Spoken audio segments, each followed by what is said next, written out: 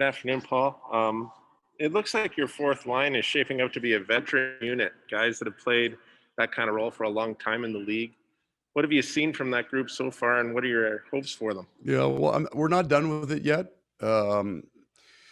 We haven't made all the decisions, so Jansen Harkins hasn't been fit to practice the last few days. So it gets to what that is. Your fourth line, it's a huge impact on your hockey team, and it's not just in the minutes that they play. You get some veteran guys there, that, like you said, they know their job, and they do all of the hard things in a game, right? They're going to block every shot. They're going to kill penalties. And because of that, they get this special little area of respect by the rest of the players on the team. So they can really be a real important part of the culture of the group. You get the right mix of players back there that understand that those guys got to come and practice hard every single day. You'd like your whole hockey team too, but you get on a run of games where you've got your 20-minute guys that don't have quite as much in the tank, but you still as a team want to go out and drive and practice at the right pace. Those guys set that tone, and they're such a critical. So all of the players that we've used there, Matty Perreault or Mason Appleton have kind of been in that hold. You've got Lewis and Thompson, and of course Jansen, who was really, really looking good for me prior to his injury. So we've got a bunch of options there, and we really like how that's rounded out. We'll go next to Mike McIntyre from the Winnipeg Free Press. Hi, Paul. This may be more an issue of semantics, but over these next 3 skates that you have scheduled, I mean, are they still training camp workouts? Are they practices? How do you sort of see using the time that you have left here before Thursday? So I would say that in the mentality of it, today would be the last training camp practice, right? Where you allot 15 minutes to a conditioning skate after your push. You can tell we scaled it back slightly. We've run almost an hour 40, hour and a half coming into today. We scaled that back to an hour 20. Tomorrow we'll scrimmage, assuming the health report that we'll get from our medical group that says that all those forwards are available. If they're not, we're kind of right up against that number of how many forwards we have available, due to some injuries that we had even before the training camp opened. So the plan is, if we're healthy enough, we're going to scrimmage tomorrow. We'll probably run about a half hour, 20 minutes to a half hour on some special teams things, and then we'll get into a scrimmage. And then when we come out of that for the last 2 days, we would be, in season, if you will. So we won't go past an hour. There won't be a conditioning skate at the end. We'll go heavier 2 days before the game. We'll lighten up in terms of the style of drills to give the guys the legs that they're going to want to have on opening day. We'll go next to Paul Edmonds from Jets Radio. Go ahead, Paul. Coach, thanks a lot for taking the time. You're down to 23 skaters today on the ice. You come off an off day. You're trying to build as this thing goes through. Was today the best pace and tempo that you've seen of the 6 skates? Yeah, what I was hoping for is that we would get back to it, Paul. So I've liked that intensity and the pace and the heaviness of the drills. I've really appreciated and liked the players' willingness to stay in the drills straight through, right? When fatigue sets in, the first couple of days, everybody's all fired up. And then as the days go on and you don't have exhibition games, these drills get heavy and they get long, and mentally they've stayed in them. So I like that pace. I like where we're at with how hard they're pushing in these drills. It was a good one today for sure. And we'll go next to Timothy Campbell from NHL.com. Go ahead, Timothy. Timothy. Wow. We only get comedy on Sundays.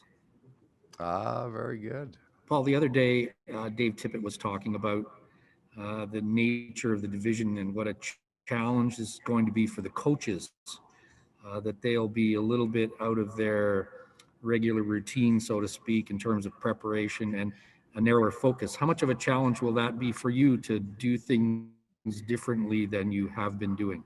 It's a challenge, but it's a really, for me, it's exciting in that there is a certain routine to the NHL, right? You got your 82 games, you learn that routine, and you get, I guess, maybe stuck in that routine. So a bunch of things have changed here. Your travel schedule changes, the heaviness of the schedule changes. So that affects how you run your bench, how you plan your practices, time off. And some of these things are brand new things. And it's more than that, it's how you handle your video now when you're playing teams 9 and 10 times instead of bouncing around all over. You especially if you're Eastern Conference teams, you see them once or twice in possibly a month, or you don't see them at all. So there's that rhythm is broken. You're seeing the same team pretty soon. So how you prep for that, what changes you make to your own systems in terms of style, you can dial in on teams now where you've never been able to do that in the past. Great challenges for the coaches, certainly exciting. Um, so that'll be, all part of this adaptability of your team, but it's not just the players, it's the coaches as well to adapt to a different world that we're in right now. Next to Murat Tatesh from The Athletic. Go ahead, Murat.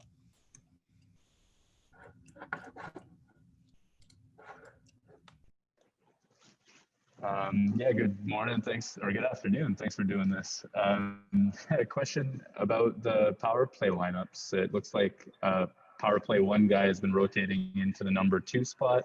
Is that a sign that power play one's going to be getting, 80, 90 seconds kind of deal, or is it a placeholder? What are your thoughts on the second unit's rotation? Yeah, the second you didn't really get much time last year, and that was just a function of the number of bodies we lost, right? Either through injury, and when Brian went down there, our first unit gave us a considerably better opportunity to put a puck in the net than our second unit did. But it would be the opposite of the way I would view that, right? I would much rather have 2 units that split time.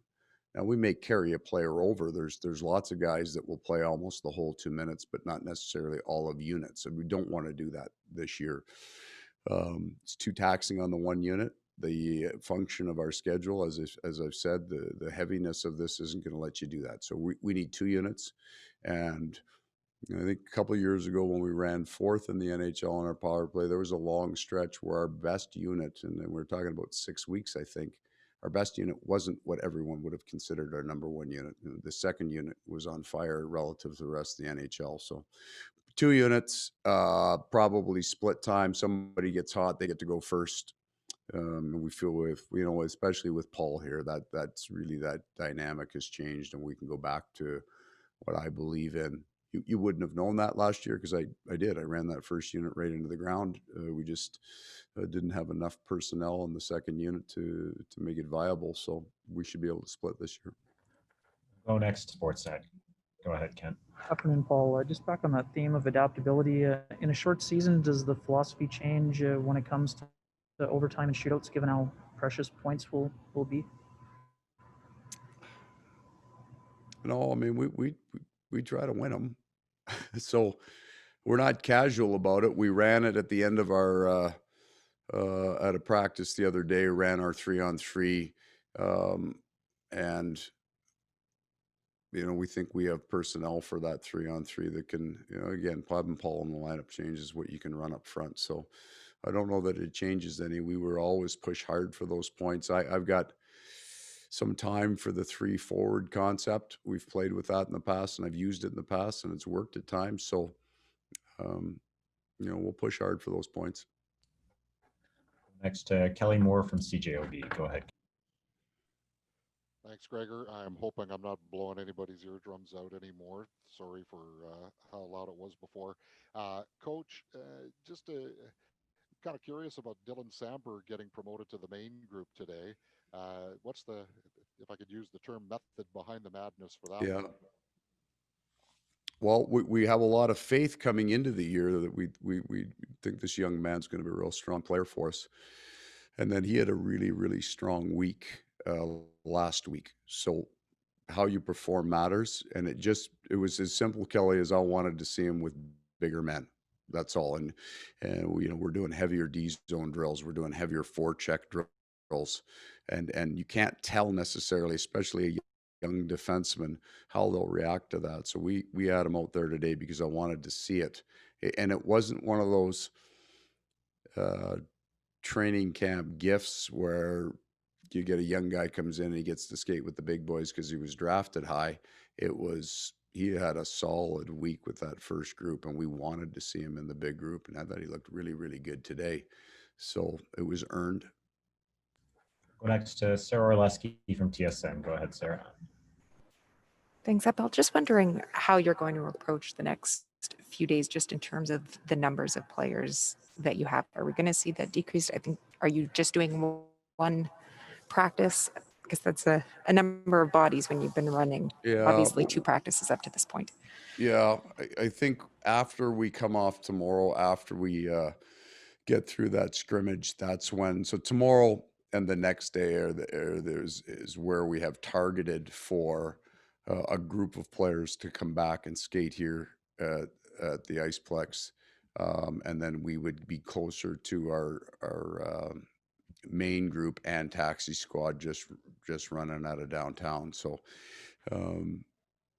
And then the reason why I'm kind of hedging on that is there is some injury issues into this, and then there'll be players for waivers and things like that. So you won't see it tomorrow, but very possibly the next day we'll look. If we're healthy enough, I'd like to get to that the day after tomorrow on Tuesday.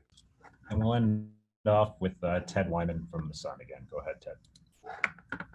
Thanks, Gregor. Paul, sometimes in the past this team was categorized as a young team. This year you add players like Nate Thompson, Paul Stastny, Derek Forward, possibly Trevor Lewis.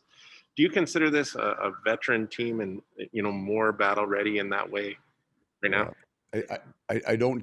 I would say I don't consider us young anymore.